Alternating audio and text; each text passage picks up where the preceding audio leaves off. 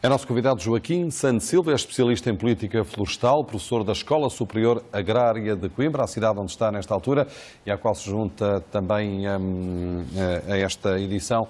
Sr. Professor, para além das alterações ao clima, que todos sabemos que estão nesta altura a acontecer, há também na Grécia um problema de gestão da floresta?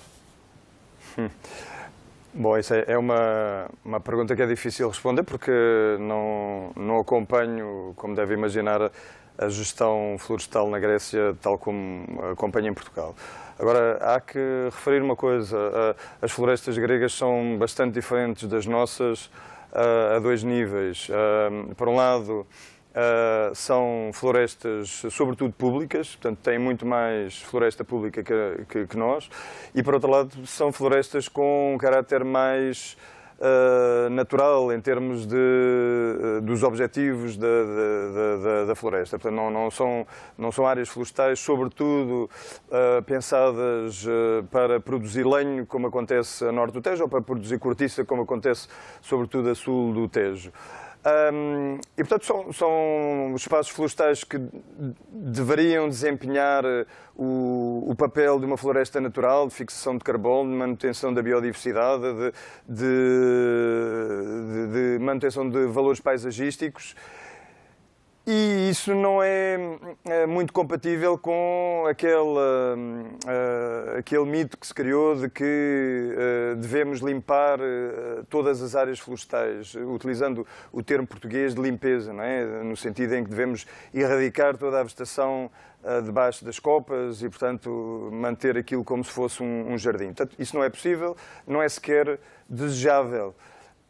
E, portanto, eu, nesta tragédia grega, que é o que é, não colocaria o ónus na limpeza da floresta, e isto dentro do conhecimento que eu tenho da floresta grega. Estive lá algumas vezes, passei lá alguns meses da minha vida, e se calhar mais em problemas de proteção civil, porque é essa a questão aqui, é porque é que morreu tanta gente, porque é que as pessoas não foram avisadas a tempo, porque é que aqueles espaços entre as casas estavam com vegetação, e, portanto, há alguma tendência dos gregos irem ocupar os espaços florestais portanto, fica ali um mix de floresta e de casas, agravando muito os problemas de segurança e de proteção civil. E, portanto, é nesse espaço de interface urbano-florestal que o problema se coloca, e não tanto na generalidade das massas florestais que circundavam esta zona, esta localidade turística junto à costa grega. Professor, há um problema grave que afeta nesta altura os países da bacia do Mediterrâneo, no sentido em que são uma bomba relógio, tendo em conta todas estas circunstâncias que acaba de descrever em relação à Grécia. Há mais países em risco de terem fenómenos extremos como este que possam provocar um elevado número de vítimas mortais?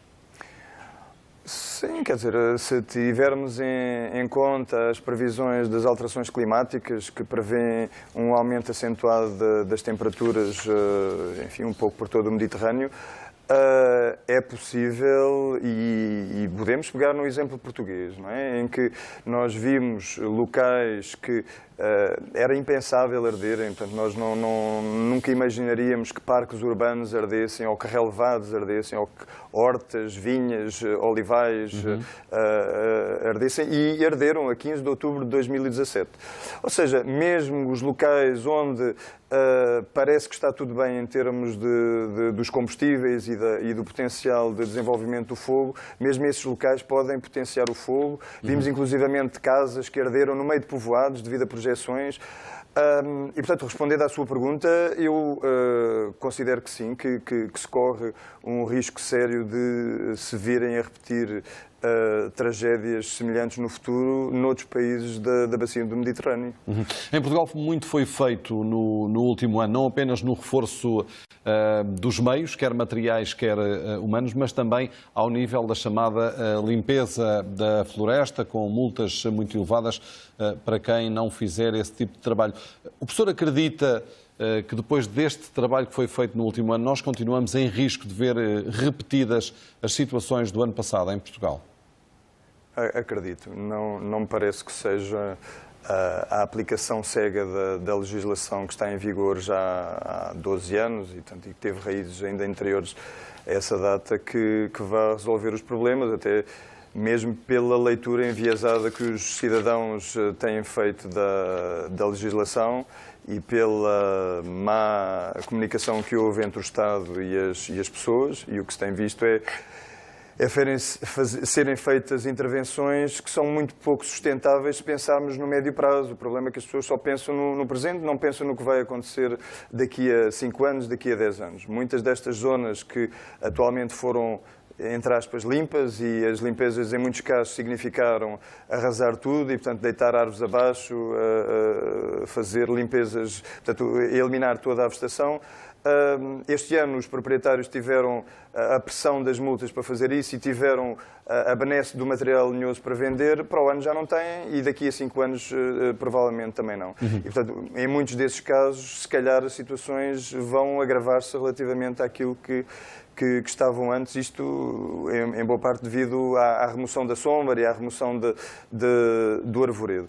E, portanto, o problema passa também pela gestão da vegetação junto às interfaces e junto à bordadura das infraestruturas, e falamos das estradas, das linhas de comunicação e das casas, mas feito com algum critério.